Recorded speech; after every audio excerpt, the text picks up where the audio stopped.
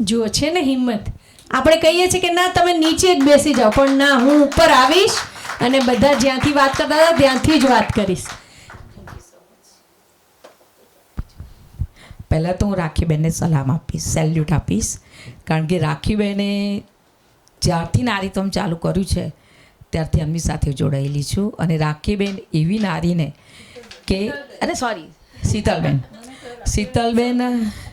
કે શીતલબેન 4 વર્ષથી કે ખૂણે ખાંચરેથી જે નારી છે કે જેને આપણે એમ્પાવરમેન્ટ કહીએ, નારી સશક્તિકરણ કહીએ છીએ, એવી નારીને શોધીને એ નારીને ક્યાંક ના ક્યાંક સમાજમાં સ્થાન આપવા માગે છે. હું પહેલાં તો મારો પરિચયની અંદર એમને કીધું કે સંઘર્ષમય, કે હું જ્યારે 2 વર્ષની હતી ત્યારે મને પોલિયાનો એટેક થયેલો અને આખું જ મારી બોડી જે છે એ પોલિયાની અંદર જકડાઈ ગયેલું હતું. માત્ર જ મારી જે 2 આંખો છે એ ટમટમતી હતી. પણ મારા મમ્મી પપ્પાનું સખત મહેનત, ડૉક્ટરી સારવાર અને વડીલોની જે કહીએ કે ભાઈ આશીર્વાદ, એના કારણે હું 5 વર્ષે પગે હાથ મૂકીને ચાલતી થઈ. અને ત્યાર પછી મારા પપ્પાની ફાઇનાન્શિયલી કન્ડિશન એવી નહોતી કે મને બીજે ક્યાંય દવા, તે માટે પણ મને ફિઝિયોથેરાપી અને હોમિયોપેથી દવાથી જ મને ફેર પડેલો. અને ત્યાર પછી મેં મારું જે સ્કૂલિંગ છે એ 1 થી 5 ધોરણ કોર્પોરેશનની સ્કૂલમાં પૂરા કરેલા. અને ત્યાર પછી સીએન સ્કૂલની અંદર મેં મારું હાઈ સેકન્ડરી અને કર્યું. સહજાનંદની અંદર મેં BA with economics, university first આવેલી. MA વિથ ઇકોનોમિક્સ મેં LD આર્ટ્સમાં કરેલું અને LLB મેં લો કોલેજમાં કરેલું. અને એ સાથે સાથે મેં જોબ ઓરિએન્ટેડ લગભગ 15 થી 20 ડિગ્રીઓ મેળવેલી છે. અને એ પછી મારી એ બધાને લઈને મને GMDCમાં જોબ મળેલી. પણ GMDCને તો મારું પોસ્ટિંગ જે છે, પોસ્ટિંગ મારું મારા ઘરથી ઘણું દૂર કે જે આઉટ ઓફ અહેમદાબાદ હતું, એટલે મારી જોબને છોડવી પડી. અને ત્યારે હું થોડા ટાઈમ માટે ડિપ્રેશનમાં આવી ગયેલી કે પપ્પા તમે મને આટલી બધી ભણાઈ કરાવી અને હું જો મારી સેલ્ફ એમ્પ્લોય ના બની શકું, કે મારા માટે કંઈ ના કરી શકું તો શું કામનું. તો મારા પપ્પાએ કીધું કે બેટા તારે જે કરવું એ કરવા માટે તૈયાર છું.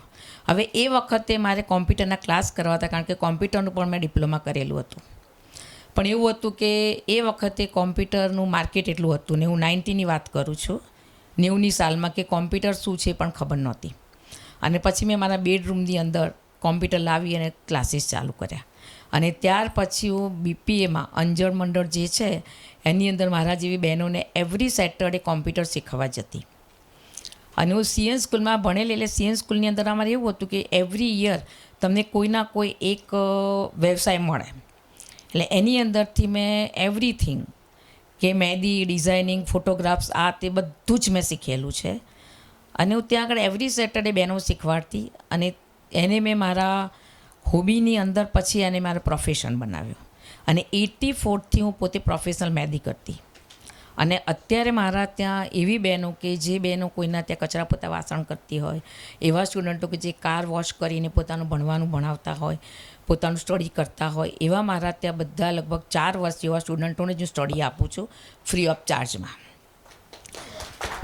અને સાથે સાથે મારા ત્યાં અત્યારે 5 સ્ટુડન્ટ એવા છે કે જે સ્પેશિયલ સ્ટુડન્ટ છે, કે જેને આપણે દુનિયા એવું કહે છે કે બે ગાડો છે, કે મગજ વગરનું છે, કે સોસાયટી એને જેને કહીએ ને કે એને તરછોડી દે છે, કે પહેલાં તો ફેમિલી જેને તરછોડતી હોય છે કે બે ગાડો છે, કે એને ખૂણામાં બેસાડે રાખો ને એનું સોસાયટીમાં શું કામ છે. તો એવા મારા ત્યાં અત્યારે 5 બાળકો છે. એની અંદર એક લાસ્ટ યર 10thની અંદર 46% સાથે પાસ થયા. ત્યાર પછી બીજો છોકરો છે જે લગભગ મારા ત્યાં 10 વર્ષથી છે, અને એને BCom પાસ કરી અને અત્યારે જોબમાં મેં એને મૂક્યો છે ટેલીની અંદર, અને એનો 12,000 સ્ટાર્ટિંગ સેલરી છે. આ ઉપરાંત મને 94ની અંદર મારા સ્ટુડન્ટના જ એક રિવ્યૂથી વિશાખાપટ્ટનમના ડૉક્ટરની મને એડવાઇસ મળી અને તે ઓપરેશન મેં કરાવી. ઓપરેશન પછી હું ટોટલી નોર્મલ થઈ ગઈ હતી. પણ કહેવાય છે ને કે વિધાતાએ ક્યાંક ના ક્યાંક મારી એની અંદર લખ્યું હશે કે ભાઈ તમારે સંઘર્ષ અથવા તો જેને કહે ને કે પડકાર, ચેલેન્જ મને આપી.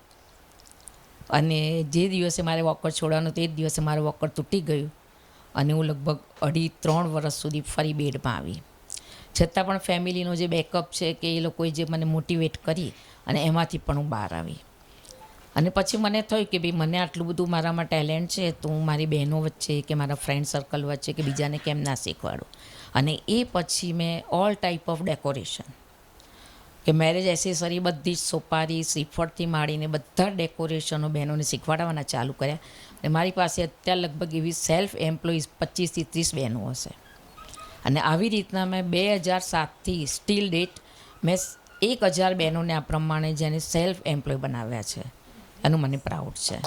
અને આજે પણ મારા ત્યાં 10 બહેનો એવી છે છોકરીઓ કે જે એકદમ સ્લમમાંથી આવેલી અને એ પોતે મહેંદી પર પોતાનો બિઝનેસ ચલાવે છે અને લગભગ દર વર્ષે એ લોકો 1.5 થી 2 લાખ મહેંદીમાં કમાતી હશે.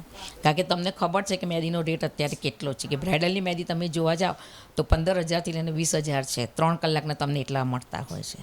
એનું મને પ્રાઉડ છે કે મેં એ બહેનોને કંઈક ના કંઈક લાવવા માટે એ કર્યું છે. Thank you so much. Thank you so much Amitaben. જે માણસમાં જે ટેલેન્ટ હતી એ એમને શીખવાડ્યું. બહેનોને મહેંદી શીખવાડી, ઘણા બધા સ્ટુડન્ટ્સને કોમ્પ્યુટર શીખવાડ્યું. એમણે પોતાના ઉપરથી બીજાને પ્રેરણા આપી કે દરેકને પગભર કરવા જોઈએ. Thank you so much Amitaben. મારી દીકરીને બી અત્યારે ત્યાં કોમ્પ્યુટર જ શીખવાડે છે free of.